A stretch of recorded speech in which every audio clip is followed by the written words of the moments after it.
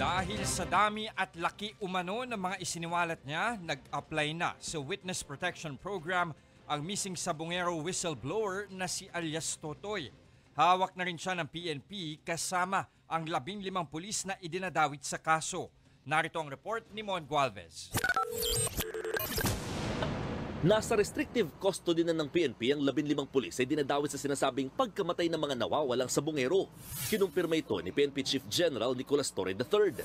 Sila yung mga pulis na idinawit ng whistleblower na si Julie Patidongan alias Totoy. Hindi na sila pinangalanan pa pero aktibo pa raw sa serbisyo ang 15 pulis na ito. Ang isang araw dyan, Lieutenant Colonel pa ang ranggo. Marami sa kanila is nasa support units, may mga galing sa region, may mga sa APC.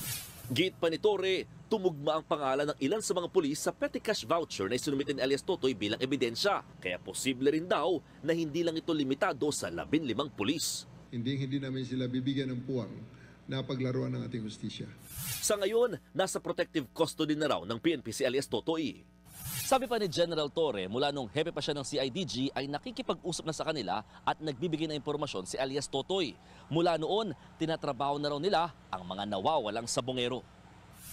Bukod sa mga pulis, idinawit na rin ni alias Totoy ang ilang opisyal ng Judiciary at ng National Bureau of Investigation o NBI na sangkot umano sa pagkawala ng mga sabongero.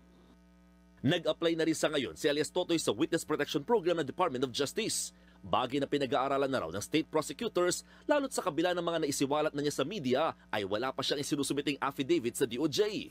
Kakausapin din daw ng DOJ mga pulis ay iniuugnay sa pagkawala ng mga sabongero. They will be asked to, siguro, we'll investigate them. Papakausap natin with the assistance of counsel, we'll see how they will react. Bukod naman sa 15 pulis, may listahan din daw ang DOJ ng 20 miyembro ng Alpha Group na iniimbestigahan din sa pagkawala ng mga sabongero.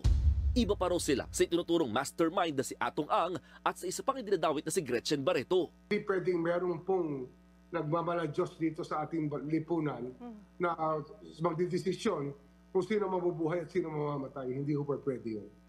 Nagbabalita mula sa frontline, Mon Gualvez, News 5.